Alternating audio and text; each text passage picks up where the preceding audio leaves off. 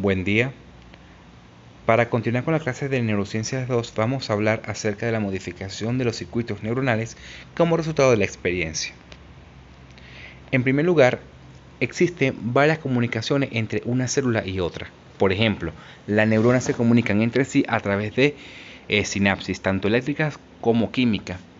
En este caso, la unión entre una célula y otra se basa a través de unas uniones que se dan por proteínas transmembrana y que dichas proteínas transmembrana dentro de la célula se continúa con el citoesqueleto, ¿ok? Bien sea filamentos de actina o filamentos intermedios. Fíjense que estas proteínas que se llaman uniones estrechas le dan una característica a estas células. ¿En qué sentido? En el sentido de que esta porción, ¿sí?, de la célula genera una polaridad distinta a esta porción de la célula. Fíjense, lo que representa aquí sería la porción o el polo basolateral y aquí representa el polo apical. ¿Por qué se llaman polos? Porque estas uniones estrechas no permiten que las proteínas que se encuentran en este sitio del polo apical, ¿verdad?, traspasen o pasen hacia la membrana basolateral y viceversa. Las proteínas que se encuentran en la membrana basolateral no pasan a las membranas en su porción apical. Esta polaridad es muy importante porque imagínense que estas células sean los neuroblastos y que estemos hablando justamente en el tubo neural, como lo muestra aquí, ¿ok? Y ese tubo neural genera unas partes de los neuroblastos que van a formar las futuras neuronas. Se comunican de esta manera, ¿sí?, en principio, y generan polaridad. Esa polaridad es muy importante porque va a definir lo que representa el soma y las dendritas, una polaridad, y la otra polaridad se va a transformar en axón, porque acuérdense que hay un solo axón, ¿ok? Y existen varias dendritas y un soma. Entonces, la porción vasolateral, que sería va a representar el soma y las dendritas, mientras que la porción apical se va a diferenciar en axón. Y es lógico, ¿dónde se encuentra el núcleo? En su porción vasolateral de esta célula. ¿Y que dónde se encuentra el núcleo? Pues en el soma de la neurona. Y por ende, ¿qué se encuentra al lado del soma? Las dendritas. Y el polo apical se va a diferenciar en axón. Entonces, de esta manera, el neuroblasto en el tubo neural se va a diferenciar de esa manera. Entonces, lo que representa aquí es como una célula indiferenciada, como lo muestran aquí. No hay lo que se llama espículas. Las espículas son las saliencias que hay en una célula.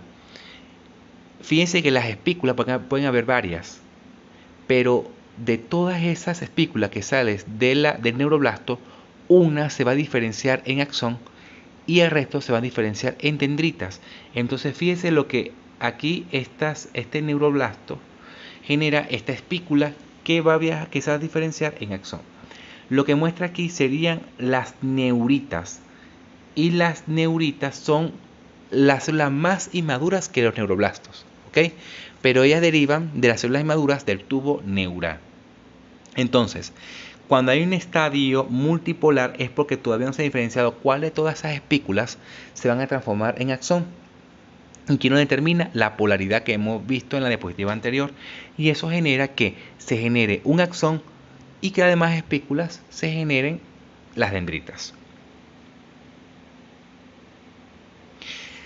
Cuando haya pasado la polaridad y se haya definido que una espícula se va a diferenciar en axón y el resto en dendritas, lo que estamos señalando aquí sería el futuro axón y que genera esa espícula un crecimiento, ¿ok?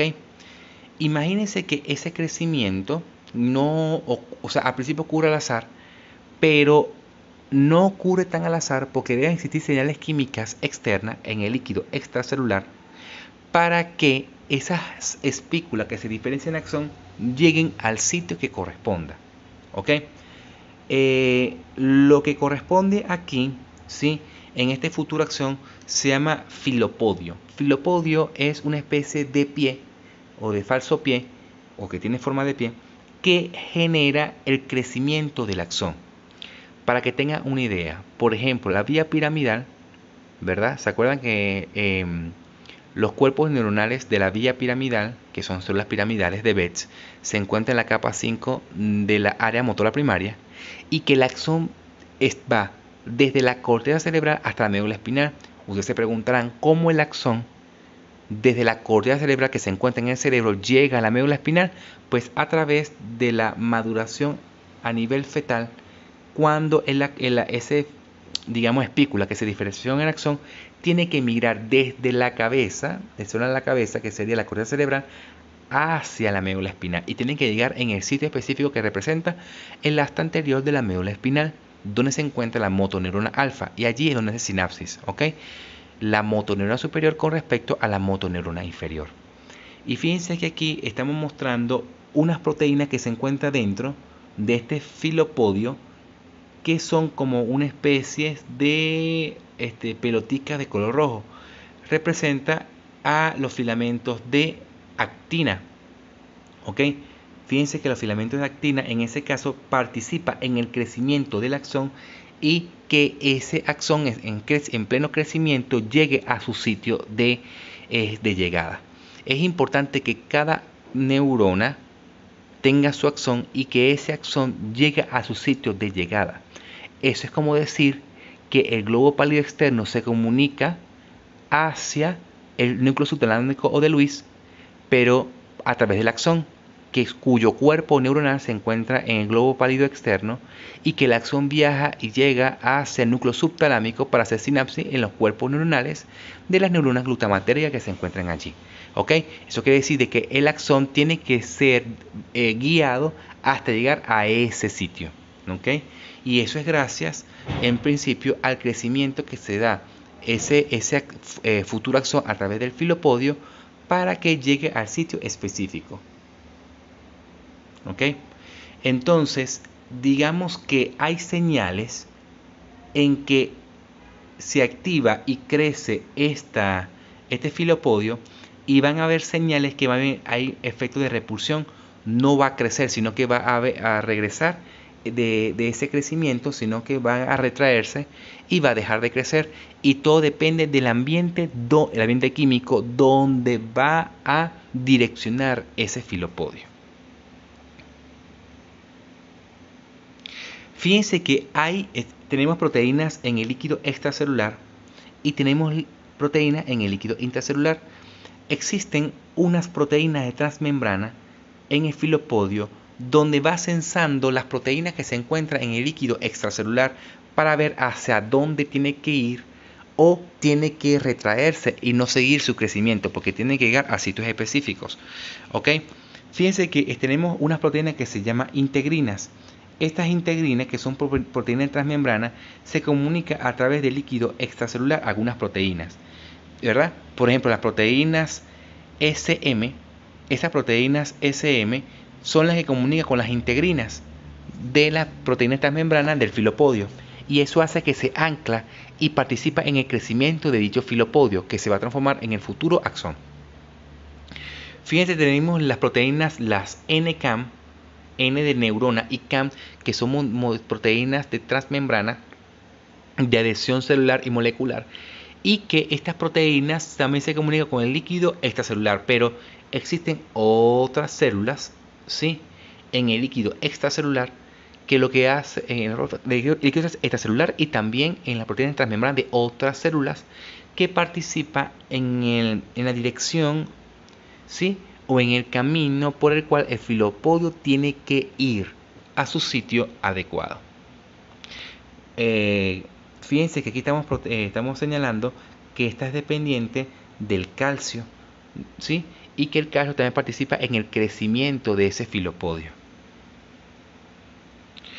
Existen otras proteínas que son de transmembrana, que son las caderinas, pero estas caderinas son proteínas de transmembrana que van directamente relacionadas con el calcio, y que estas generan cambios o señales intracelulares de este tipo, que lo que hace es, digamos, cambiar la configuración del citoesqueleto, específicamente los filamentos de actina, para direccionar y poder, digamos, guiar a ese filopodio.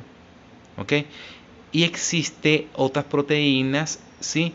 Que también podrían modificar a los filamentos de actina.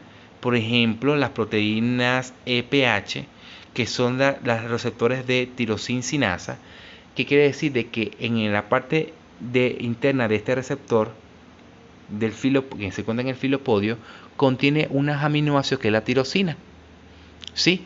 Pero digamos que existen también unas enzimas dentro de estos receptores que también fosforilan a otras tirosinas que se encuentran en otras proteínas, y eso hace que se da un cambio de la configuración a los filamentos de actina y direccionen ese filopodio hacia el crecimiento hacia un sitio específico. Entonces, imagínense que existen unos trastornos o unas enfermedades genéticas atribuidas justamente a los genes que codifican a las proteínas, y esas proteínas participan a las proteínas transmembrana que sensan a las proteínas del líquido extracelular. Entonces pueden haber mutación en la CAM, por ejemplo, mutación en las integrinas, ¿sí? Y mutaciones que generen que ese filopodio no llegue a su sitio específico y genere la sinapsis adecuada. Entonces fíjense que tenemos gen que es relacionado a gen mutante relacionado a cromosoma X, que es el L1, gen relacionado su mutación en gen del robo 3 o K1F21A o el gen Cali, ¿sí? Y que todas ellas participan en el que no se desarrolla de manera adecuada esa migración de ese filopodio, que es el futuro axón. Por ejemplo, el síndrome del L1, ¿sí? ¿Qué va a producir? Que no se complete el cuerpo calloso. Acuérdense que el cuerpo calloso son sustancia blanca, que suya función es comunicar un hemisferio con otro. Eso es prácticamente que el cuerpo calloso está formado por axones, ¿ok? Que comunica una neurona con otra. Una neurona con otra, disculpe, un hemisferio con otro. Fíjense que tenemos la pared y la mirada horizontal, es porque está afectado el tracto córtico-espinal y del nervio troclear, porque los axones no llegaron justamente en los sitios que deberían de llegar y generan dichas patologías, ¿ok? Así como otras enfermedades genéticas. Recordarán que la vía piramidal en la porción inferior del bulbo raquídeo tiene que decusarse, ¿ok?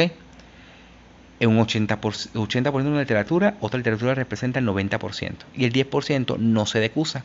Fíjense que aquí, por la falla de la migración del filopodio en la vida fetal, porque todo esto ocurre en la vida fetal, estamos hablando de neuroblastos o neuritas, cuando se diferencian en una porción en filopodio en el futuro axón y el resto de las espículas se diferencian en dendritas, ¿ok? Entonces fíjense que no ocurre la decusación o el cruzamiento en la porción inferior del bulbo raquídeo, y en vez de decusarse como lo hace aquí, ¿ok? En la porción inferior del bulbo raquídeo se sigue derecho, y eso de sigue derecho y no se decusa es porque está fallando o falló el sistema de migración del filopodio hacia su sitio habitual, ¿ok? Existen, aparte de las proteínas transmembranas, unas señales químicas en el líquido extracelular que generan el crecimiento y direccionamiento de digamos, filopodio, o puede ser de que haya una repulsión. Una vez que el filopodio crezca, ¿sí?, hasta cierto nivel, ese filopodio se transforma en conos de crecimiento fasciculados. ¿Qué quiere decir eso? Que van y vienen. Entonces ese cono de crecimiento que se diferencia en axón, ¿ok? Entonces depende de una señal química de quimioatracción